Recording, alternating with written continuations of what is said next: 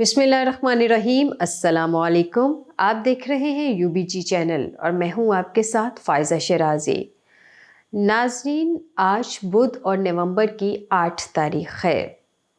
ناظرین، صوبائی وزیر زراعت احسن تنویر نے کہا ہے کہ محکمہ زراعت نے بعض مقامات پہ کھاد کی مصنوعی قلت اور زائد نرخوں پر کھاد کی فروخت کے اطلاعات کا سختی سے نوٹس لیا ہے اور تمام کھاد ڈیلرز کو ہدایت کی گئی ہے کہ وہ چور بازاری، ذخیرہ اندوزی، ناجائز منافع خوری، کھادوں کی مصنوعی قلت سے باز رہیں، ورنہ ان کے ساتھ آہنی ہاتھوں سے نپٹا جائے گا اور ان کا تمام سٹاک قبضہ سرکار میں لے کر موقع پر ہی سرکاری نرخوں پر فروخت سمیت ان کے خلاف فوجداری مقدمات کا اندراج اور انہیں بھاری جرمانہ بھی کیا جائے گا۔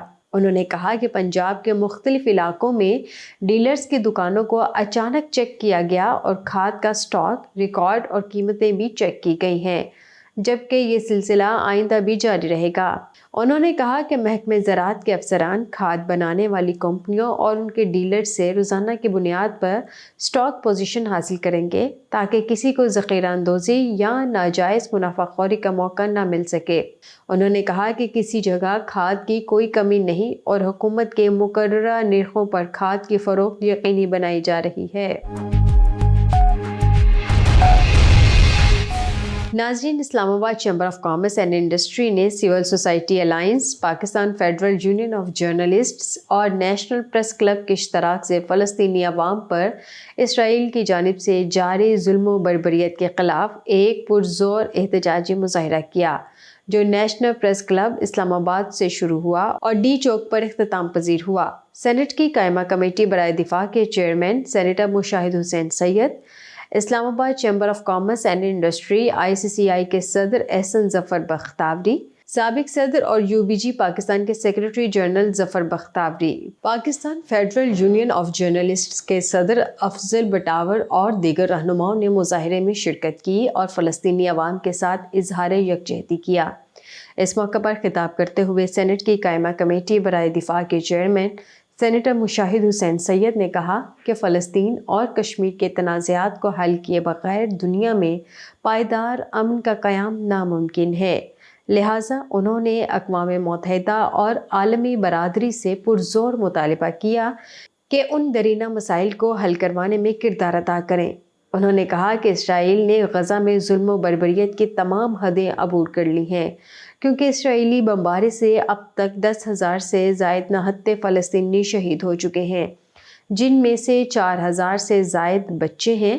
انہوں نے کہا کہ اسرائیلی مظالم کے خلاف عالمی طاقتوں کی خاموشی دنیا میں دوہرے معیار کی عکاس ہے، جو انتہائی افسوسناک ہے۔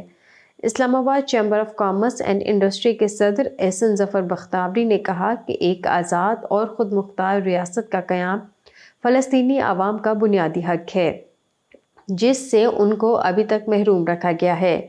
انہوں نے کہا کہ اسرائیل فلسطین میں سنگین جنگی جرائم کا مرتکب ہو رہا ہے، لیکن افسوس کی بات ہے کہ دنیا میں کوئی بھی اس کو ان مظالم سے روکنے والا نہیں ہے۔ انہوں نے کہا کہ مسلم دنیا کو اب اس بات کا احساس ہو جانا چاہیے کہ جب تک وہ متحد ہو کر اپنی طاقت نہیں بنائیں گے، کوئی ان کو جارحیت کے مظالم سے بچانے والا نہیں ہوگا۔ انہوں نے کہا کہ 57 مسلم ممالک کی مجموعی دولت تقریباً 24 سے 30 کھرب ڈالر ہے، جو دنیا کی دولت کا تقریباً 22% تک ہے، لیکن سوائے پاکستان اور ترکی کے اسلامی ممالک کی دفاعی طاقت ابھی تک بہت کمزور ہے، جس وجہ سے مسلمان دنیا میں اپنا اصل مقام حاصل کرنے میں ناکام رہے ہیں۔ انہوں نے OIC اور اقوام متحدہ سمیت دیگر عالمی تنظیموں سے پرزور مطالبہ کیا کہ وہ فلسطینی عوام کو مزید نسل کشی سے بچائیں اور اسرائیل کو فوری طور پہ جنگ بندی پر آمادہ کرنے میں اپنا کردار ادا کریں۔ انہوں نے اس عزم کا اظہار کیا کہ فلسطینی عوام کی ایک خود مختار ریاست کے قیام تک پاکستانی قوم فلسطینی بہنوں اور بھائیوں کے ساتھ کھڑی ہے اور ان کے حق کے خود ارادیت کے لیے اپنی آواز اٹھاتی رہے گی۔ چیمبر کے سابق صدر اور UBG پاکستان کے سیکرٹری جنرل ظفر بختیاری نے کہا کہ فلسطین اور کشمیر کے تنازعات اقوام متحدہ کے ادھورے ایجنڈے ہیں جن کو حل کیے بغیر دنیا پائیدار امن سے محروم رہے گی۔ انہوں نے کہا کہ مسجد اقصی سے پوری دنیا کے مسلمانوں کے گہرے جذبات وابستہ ہیں اور پاکستانی قوم فلسطینی عوام سے گہری محبت رکھتی ہے۔ انہوں نے اس عزم کا اظہار کیا کہ پاکستان سمیت دنیا بھر کے مسلمان فلسطینی عوام کے لیے ایک خود مختار ریاست کے قیام کے لیے اپنی آواز ہر متعلقہ فورم پر اٹھاتے رہیں گے، کیونکہ جب تک اس مسئلے کو حل نہیں کیا جاتا مشرق وسطیٰ سمیت دنیا میں امن کا قیام ایک ادھورا خواب ہی رہے گا۔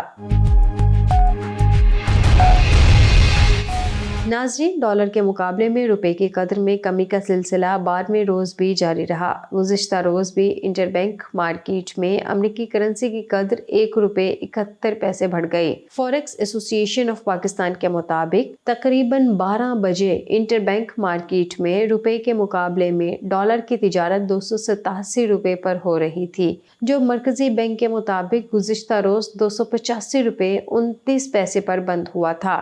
اسی طرح اوپن مارکیٹ میں بھی روپے کے مقابلے میں ڈالر کی تجارت 287 روپے 50 پیسے پر ہو رہی تھی۔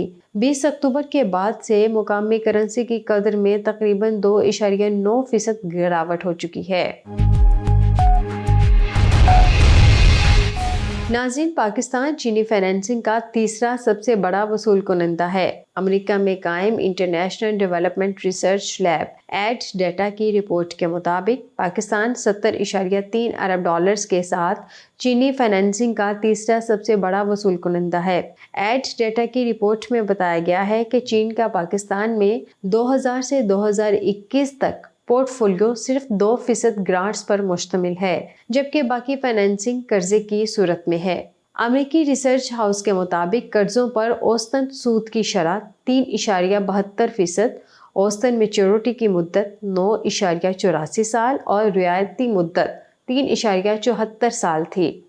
رپورٹ کے مطابق پاکستان میں 2000 سے 2021 کے دوران سب سے زیادہ ترقیاتی فائنینسنگ توانائی کے شعبے نے حاصل کی، جس کا حصہ 40% یا 28.4 ارب ڈالر رہا، جبکہ بجٹ سپورٹ 30% یا 21.3 ارب ڈالر، مواصلات اور اسٹوریج 14% یا 9.7 ارب ڈالر کے ساتھ چینی فائنینسنگ کے دوسرے بڑے اہم شعبے رہے۔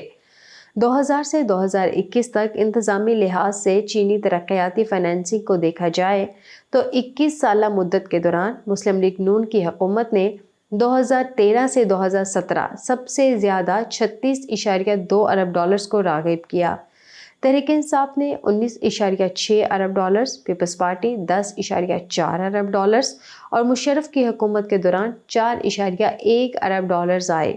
اعداد و شمار کے مطابق مسلم لیگ نون کی حکومت میں سب سے زیادہ توانائی کے شعبے میں فائنینسنگ 52.8% ہوئی، جبکہ بجٹ سپورٹ کی مد میں پی ٹی آئی کی حکومت نے سب سے زیادہ حصہ 61.3% حاصل کیا۔ 2012 سے چین پاکستان کا واحد سب سے بڑا غیر ملکی ترقیاتی فائنینسنگ فراہم کنندہ رہا ہے، جس نے 2013 میں امریکہ کے مقابلے میں 1.6 گنا، 2016 میں 7.7 گنا اور 2021 میں 22.4 گنا زیادہ فائنینسنگ کی رپورٹ کے مطابق 2021 تک 82% منصوبے مکمل ہو گئے اور مزید 13% پر عمل درآمد جاری ہے۔ 50 کروڑ ڈالر سے زیادہ مالیت کے 47 منصوبوں میں سے اکثریت عام بجٹ سپورٹ 21 کی تھی۔ اس کے بعد توانائی 15 اور بینکنگ اور مالیاتی خدمات 6 کی تھی۔ 1 ارب ڈالر سے زیادہ کے 17 منصوبوں میں سے 6 بجٹ سپورٹ اور 5 توانائی کے شعبے کے رہے۔ ناظرین، نگران وزیر خزانہ ڈاکٹر شمشاد اختر نے کہا ہے کہ تمام اداروں نے IMF کی جانب سے دیے گئے اہداف پہ عمل درآمد کیا اور کارکردگی اطمینان بخش ہے۔ ایک بیان میں نگران وزیر خزانہ نے کہا کہ IMF کے ساتھ مذاکرات مثبت طریقے سے آگے بڑھ رہے ہیں اور اس وقت معاشی ٹیم IMF کے ساتھ مذاکرات میں مصروف ہے۔ ناظرین، امریکہ نے جاری مالی سال 2023-24 کی پہلی سہ ماہی کے دوران پاکستان میں 22.4 ملین ڈالر کی براہ راست غیر ملکی سرمایہ کاری کی ہے۔ سرمایہ کاری بورڈ کے مطابق 2023-24 کی پہلی سہ ماہی کے دوران امریکہ پاکستان میں سرمایہ کاری کرنے والا تیسرا ملک ہے۔ واضح رہے کہ پاکستان میں براہ راست غیر ملکی سرمایہ کاری میں چین 126.3 ملین ڈالر کے ساتھ سر فہرست ہے، برطانیہ 44.7 ملین ڈالر کے ساتھ دوسرے، اور امریکہ 22.4 ملین ڈالر کی براہ راست غیر ملکی سرمایہ کاری سے تیسرے نمبر پر ہے۔ گزشتہ 4 برسوں کے دوران امریکا کی جانب سے مجموعی طور پر 604.5 ملین ڈالر کی براہ راست غیر ملکی سرمایہ کاری کی گئی۔ اس کے ساتھ ہی اسٹوڈیو سے فی الوقت اتنا ہی۔ مزید باخبر رہنے کے لیے دیکھتے رہیے UBG چینل۔